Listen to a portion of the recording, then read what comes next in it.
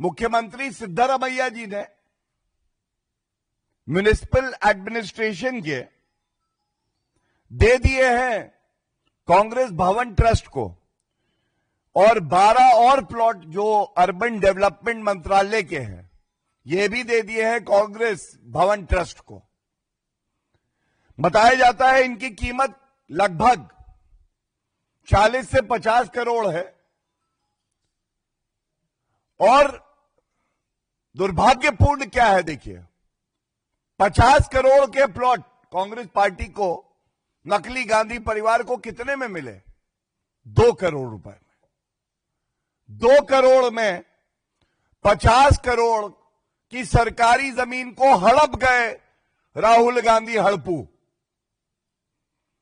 तो आज सवाल पूछा जाएगा, सिद्धरामैया जी ये बताइए, सरकारी जमीन state largesse, and the Honorable Supreme Court in many verdicts have said state largesse, state land, state resources have to be utilized for the larger benefit of the people of the country and the state. Then why is it so?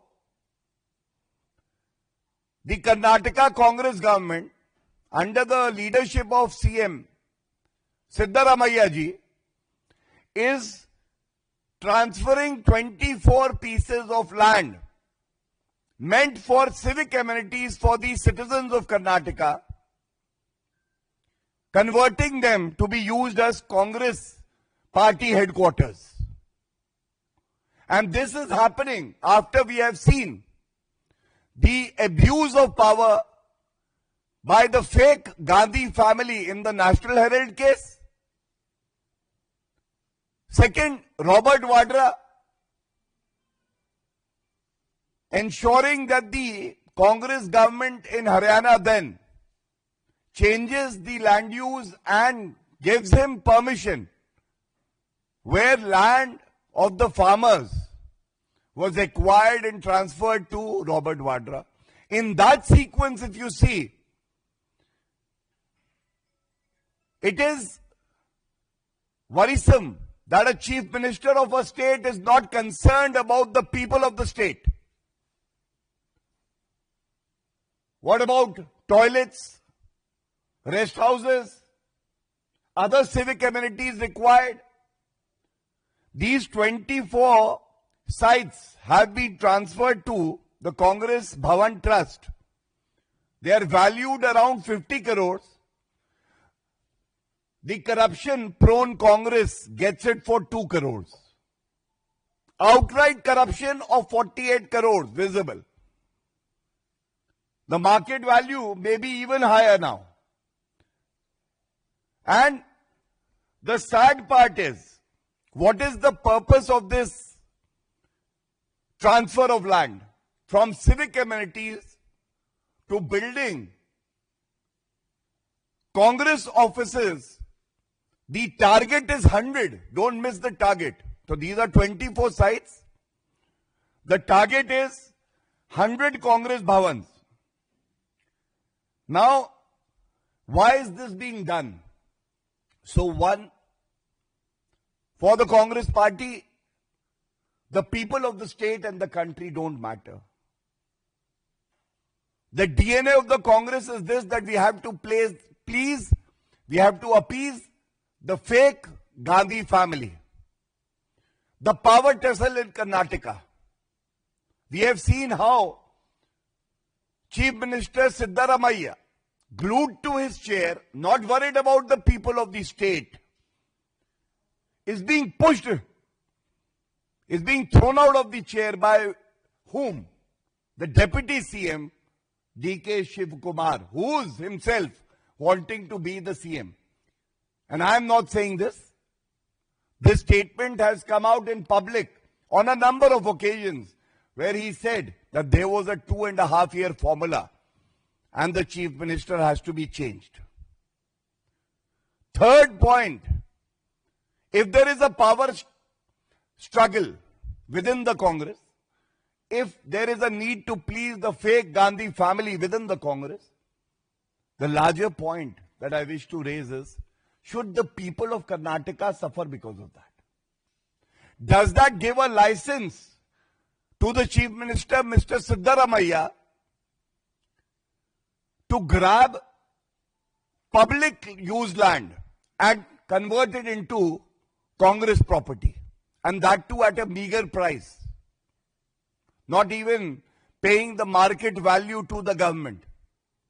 And it would not be wrong to say, जिनको सुरक्षा करनी थी सरकारी संपत्ति की, वो मुख्यमंत्री, वो उप मुख्यमंत्री आज खुद लुटेरे बन गए हैं।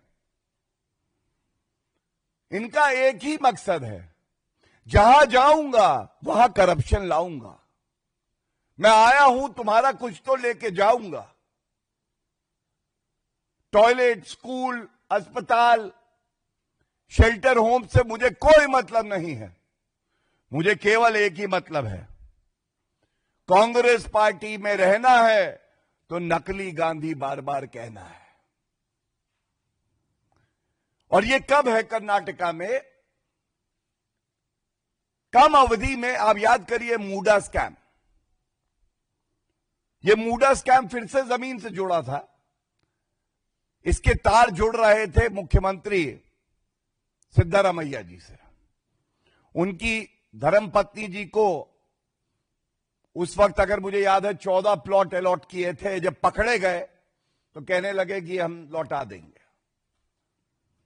ये 4000 करोड़ का स्कैम था, जमीन से जुड़ा हुआ था। जनता का हित तो इसमें था नहीं। इसके बाद एक डिफेंस एरोस्पेस पार्क, फिर से जमीन का घोटाला। नाम किसका आया? कांग्रेस के अध्यक्ष मल्लिकार्जुन खड़गे जी और उनके परिवार का। उनको अलॉटमेंट कर दिया, एक ट्रस्ट था इनके नाम। वाल्मीकि स्कैम, जो SC ST कम्युनिटी है उसके लिए जो फंड्स थे करीब 200 करोड़ के, उसका डायवर्जन हुआ, दुरुपयोग हुआ अपने लाभ के लिए।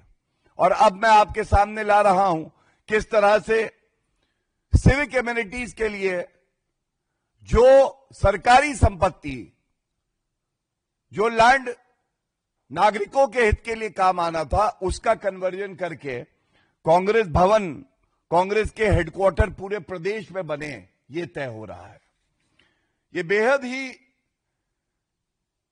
चिंताजनक है।